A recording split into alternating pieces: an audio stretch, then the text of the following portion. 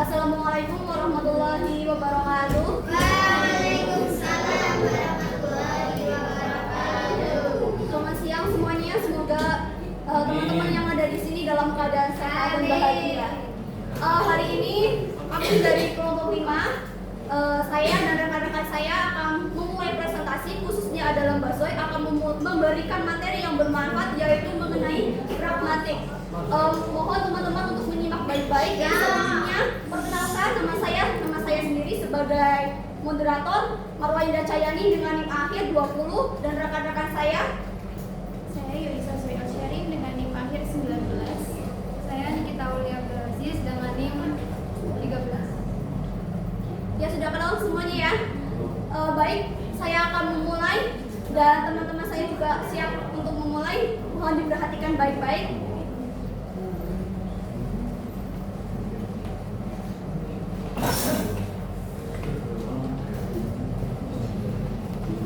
Silakan Mbak Zoy, boleh dimulai. Ya, baik, di sini saya akan mempresentasikan tentang pragmatik. Ada beberapa poin yang akan saya sampaikan, yaitu tentang pengertian pragmatik, diaksis, tindak kultur, dan indikator. Yang pertama ada pengertian pragmatik. Menurut Charles Morris, pragmatik merupakan salah satu cabang semiotika, ilmu yang mengkaji tanda selain semantik dan sintaksis. Semantik mengkaji hubungan antara tanda dengan maknanya, sedangkan sintaksis mempelajari hubungan tanda yang satu dengan tanda yang lain. Sementara itu, pragmatik membahas hubungan antara tanda dengan penggunaannya. Singkatnya, pragmatik membantu kita memahami bagaimana bahasa digunakan dalam kehidupan nyata untuk menyampaikan makna yang lebih kompleks dan beragam daripada sekedar makna literal kata-kata. Contohnya, saya mengantuk, maknanya saya ingin tidur. Selanjutnya ada diaksis. Diaksis adalah istilah dalam linguistik yang merujuk pada kata atau frasa yang maknanya bergantung pada konteks ruang, waktu, atau orang. Diaksis merupakan kata yang tidak memiliki referen atau acuan yang tetap. Contoh diaksis ada diaksis ruang, yaitu seperti sini, di sana, dekat, jauh, dan lain-lain. Ada diaksis waktu seperti sekarang, kemarin, besok, dan lainnya. Ada juga diaksis orang, contohnya aku, kamu, dia, kita, mereka. Penggunaan diaksis contohnya kemarin aku pergi jauh, kemarin sebagai diaksis waktu, aku sebagai diaksis orang, dan jauh sebagai diaksis ruang. Selanjutnya tindak tutur. Kajian pragmatik lahir setelah para ahli bahasa menyadari bahwa bahasa tidak dapat berfungsi sebagai sarana berkata-kata saja atau sekedar mengatakan sesuatu atau saying. Berbahasa ternyata juga sekaligus melakukan sesuatu atau doing. Lebih dari itu, bahasa juga memiliki daya pengaruh atau evoking. Oleh karena itu, lahirlah konsep tindak tutur dalam pragmatik atau speech act, yaitu tindakan yang terlaksana dengan bertutur. Berdasarkan tiga hal yang dapat dilakukan dengan berbahasa di atas, tindak tutur dalam pragmatik dapat dilihat menjadi 3 dimensi. Tindakan yaitu tindak ilokusi, tindak lokusi, dan tindak prolokusi. Tindak ilokusi yaitu tindak yang menyatakan sesuatu, sedangkan tindak ilokusi tindak melakukan sesuatu. Sedangkan tindak prolokusi yaitu tindak mempengaruhi orang lain. Singkatnya, tindak ilokusi merupakan tindakan fisik yang struktural dalam komunikasi yang merupakan dasar dari tindak tutur lainnya. Contohnya, saya tidak setuju dengan Anda. Makna kalimat tersebut menunjukkan bahwa saya menyatakan ketidaksetujuan. Selanjutnya ada tindak ilokusi. Singkatnya, tindak ilokusi merupakan tindak tutur yang mengandung makna tersembunyi atau makna lain yang diinginkan. Contohnya, rambutmu sudah panjang. Tuturan tersebut bila dituturkan oleh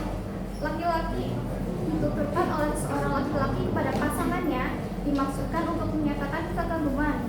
Akan tetapi jika dituturkan oleh seorang ibu pada anak laki-lakinya, kalimat ini dimaksud bermaksud untuk menyuruh atau memerintah agar anak tersebut memotong rambutnya. Selanjutnya ada tindak perlokusi. Maknanya, perlokusi adalah sebuah tuturan kalimat atau kata yang punya daya pengaruh tanpa harus dikatakan secara eksplisit. Dengan ucapan tertentu, lawan tutur akan mengerti dan bertindak sesuai dengan yang diinginkan dari penutur berdasarkan perasaan dan yang lawan tutur pahami. Contohnya, di sini panas ya. Jika dalam konteks penutur sedang bertamu, maka kalimat perlokusi tersebut akan mempengaruhi lawan tutur untuk menyalakan AC atau membuka jendela karena penutur kepanasan. Selanjutnya ada implikatur. Implikatur adalah makna tersirat yang tidak dinyatakan secara eksplisit dalam sebuah ucapan. Dengan kata lain, implikatur merupakan apa yang dipahami oleh pendengar meskipun tidak dikatakan secara langsung oleh pembicara. Implikatur juga merupakan konsep penting dalam pragmatik yang membantu kita memahami makna tersirat dalam komunikasi.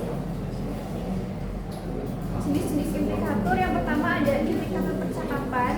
Implikatur percakapan hanya bisa dipahami oleh dalam wacana percakapan. Contohnya, apakah kamu sudah makan siang?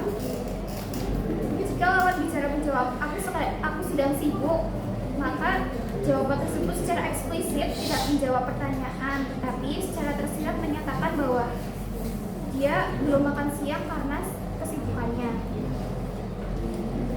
Dalam implikatur percakapan dapat dibedakan menjadi beberapa jenis, antara lain A, ada implikatur generik. Implikatur yang muncul dari penggunaan kata atau frasa tertentu tanpa konteks khusus. Contohnya, semua orang mati. Secara tersirat menyatakan bahwa manusia pasti akan mati. Yang B ada implikatur partikular, yaitu implikatur yang muncul dari konteks percakapan tertentu. Contohnya, jika seorang berkata, aku sedang mencari kunci motor di tengah percakapan tentang kehilangan kunci motor, maka tersirat dia meminta bantuan untuk menemukan kunci tersebut. Yang ketiga ada implikatur positif, implikatur yang muncul dari pernyataan yang benar. Contohnya, saya punya 2 saudara perempuan. Secara tersirat mengatakan bahwa penutur tidak memiliki saudara laki-laki. Yang D ada implikatur negatif. Implikatur ini yang muncul dari pernyataan yang salah. Contohnya, saya tidak punya uang. Secara tersirat mengatakan bahwa saya ingin mendapatkan uang. Lanjutan dari implikatur percakapan ada implikatur konvensional. Implikatur ini bisa dipahami dari makna satuan gramatikal, bukan dari percakapan. Contohnya, setidaknya dia sudah mencoba. Implikatur ini meskipun hasilnya tidak memuaskan, ada aspek positif dalam situasi yang mungkin tidak ideal. Ya, sekian untuk presentasi dan pemberian materi dari Mbak Soy. Silakan jika ada yang ingin ditanyakan untuk teman-teman. Tidak ada? Baik, kalau begitu saya dan teman-teman saya akan menutup materi pada hari ini. Terima kasih atas perhatiannya. Wassalamualaikum warahmatullahi wabarakatuh.